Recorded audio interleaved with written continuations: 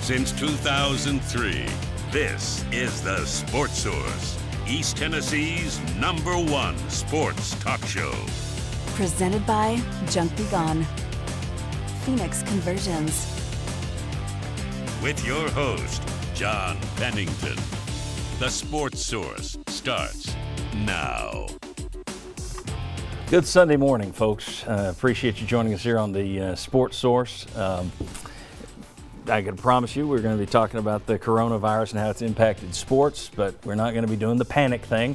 So if you're looking for a respite from the pull your hair out world that seems to be out there at the moment, hopefully this will be it.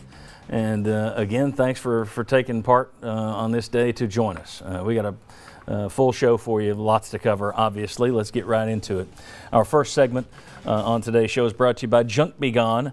You got stuff at your home you need to get hauled off or taken apart or demolished and then hauled off? Junk Be Gone does all of that, and they do it better than anyone. Some aspects of life go on as normal. Let Junk Be Gone help you get rid of your unused items. Spring cleaning coming up. Junk Be Gone. All right.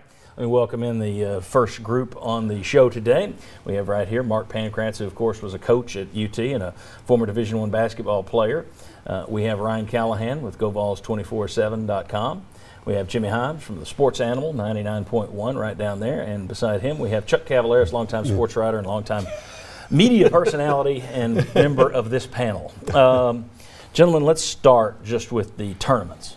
Just the SEC tournament cancellation and the NCAA tournament cancellation.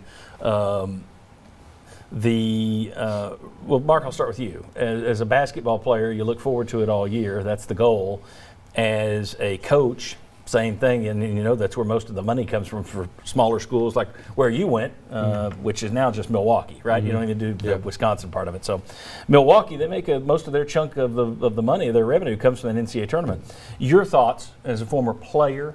Let's start with that. As a former player, your thoughts on the cancellation of the tournament? Well, if it would have happened to me at the time of a player, my bigger understanding of it, it wouldn't have been there. I would have just seen it just in that moment. I want to play.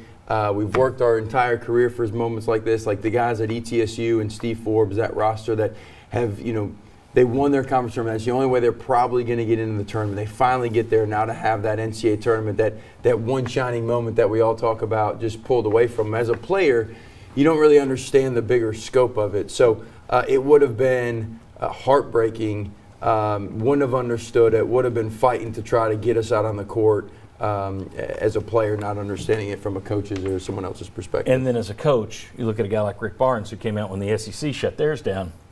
He came out and said, well, Alabama and we were the ones starting today. We were the ones that should have been barking first. We got these players. You're just going to put them out there. So from a coach's perspective, he was worried about his players first and them transmitting the disease to one another. Yeah, and I think they're going to have their players' interest at heart first. But even then, the emotion can get for a player, for a coach. You've got a really good team, or you're on that bubble, or you're trying to prove yourself one last time. You're trying to get that contract, all the other things. But I think once you take a step back and see what the bigger global national impact it could have, I think there was then more understanding of why the tournaments needed to be canceled. Okay, as media guys, as fans, thoughts on the decision to shut her down? Well, John, for a fan perspective, I think once you had the NBA and a gambler, once you had the NBA, once you had the Utah Jazz, once you had a positive test, I think that's what triggered so many other things. And we were hopeful you could play, but I was hopeful, hey, if you don't play the SEC, you still have a seeding there. You still have something you could give the NCAA. I was hoping they could do that. I was also thinking, man, do you have to cancel? Can you just postpone the NCAA tournament, even if it would be a 16-team thing? But just the SEC, once the Utah Jazz had that situation, I thought all bets were off. Yeah, and the problem with the postponing it is, though, if the world is back to normal to where you can play basketball tournaments, then those venues are going to be back on their normal schedules where they have concerts and tractor pulls and everything else scheduled. So you just don't have the venue space and then the people scheduled to work it and everything else. So I guess they were kind of hands tied at that point. John, I think that's one reason the NCAA delayed its decision. I know a lot of people were critical of the NCAA not making a quicker decision on Thursday, but I think the problem was I think that we're looking at, all right, can we get this venue? If we can't get this venue, do we reduce it to 16 teams? How does that look? I think they tried to go through all kind of scenarios in an effort not to cancel the tournament, and I think that's what delayed it. And by the way, I'll tell you this, I did talk to, Rick Barnes said that some of his players were even reluctant to play in the tournament. That's why he was saying, hey, let's think about the athletes first. And so some of them weren't real sure they wanted to take the court. But all of this came down when Rudy Gobert tested positive. Yeah. And there was a coach that told me we'd be playing right now if it hadn't been for Gobert. Who also was an idiot in terms of making fun of it and True. grabbing Touching microphones. the and microphone. everything But else. if it wasn't Gobert, I'm sure there's going to be somebody else. Right, Of course, yeah. he infected a teammate. But Yeah. I don't like the fact that they cancel it, but I think it was the right decision. I can't argue with that. Yeah, Right. it's unfortunate that it's come to this, but obviously I think it was the right call and something that had to be done because you've got liability issues on top of all this. I mean, if you put your players out there, the first person that gets sick because of this, it's a lawsuit immediately. So I think the leagues and the conferences did what they had to do. It's the only real option they had, and yeah, maybe you could have argued for canceling it, re-examining it a month or two down the road, but I just don't know. We don't know what the landscape's going to look like even then. So I think canceling it made the right made sense to me, and we'll have to see what this means in the long run. But obviously, it's looking like the last time this has happened in a lot of sports, World War II in a lot of cases. So Yeah. it's gonna be. And I don't think was the NCAA tournament canceled in World War II. I think they played right through it.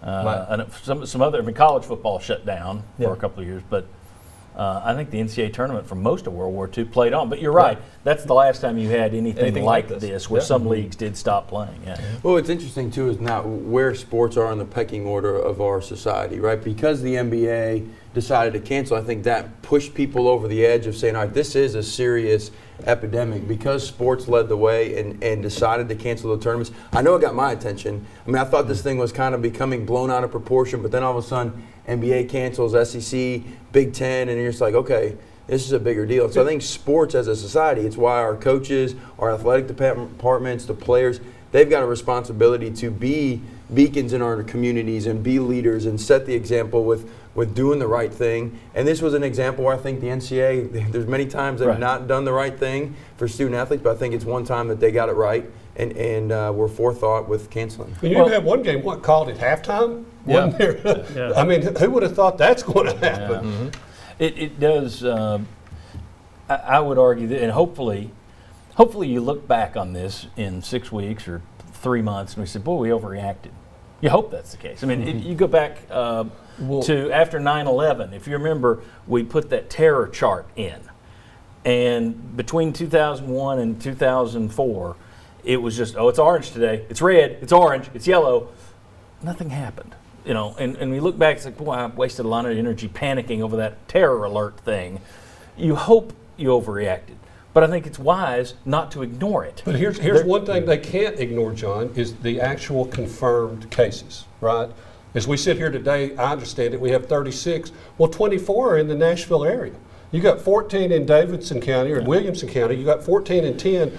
24 of the 36 are right there. Well, until we get better testing, we're not going to know how many people have it. Once we get testing, I think that's when it comes back to normal, is when you start going, oh, he's got it. We quarantine him. We don't have to quarantine the entire city, I would hope. And who knows when we'll have the testing ready. Well, the other thing is so much is in our face these days. It's almost like you need an overreaction, because I'm one that's like nothing's gonna happen, right? Like I'm driving down the road, nothing. I'm gonna be okay. It's almost like I need somebody to slap me in the face and be like, hey man, get your attention, stop going out. This thing is for real. And so I think we're all in the right direction of getting this thing figured out. Well, and I think to speak to that, the people who think this is nonsense, all these leagues that shut down, where you're seeing guys who are testing positive in those leagues now. I mean, I saw where the XFL had a guy tested positive yesterday. So, and it was funny. I was listening to a talk show where they were saying, well, the XFL should have kept playing for business purposes. They could have manipulated, kept playing because they're not going to survive. And the person came back and immediately said, well, this just came across the wire. A player in Seattle has been tested positive. So, it isn't nonsense. It isn't a hoax. At the same time, do we all need to be buying up all the toilet paper? I wouldn't say that, but we'll talk about that later. Should winter and spring sports athletes get a 6-year of eligibility? The NCAA says they're open to it. We'll discuss if it's really possible. Come on back.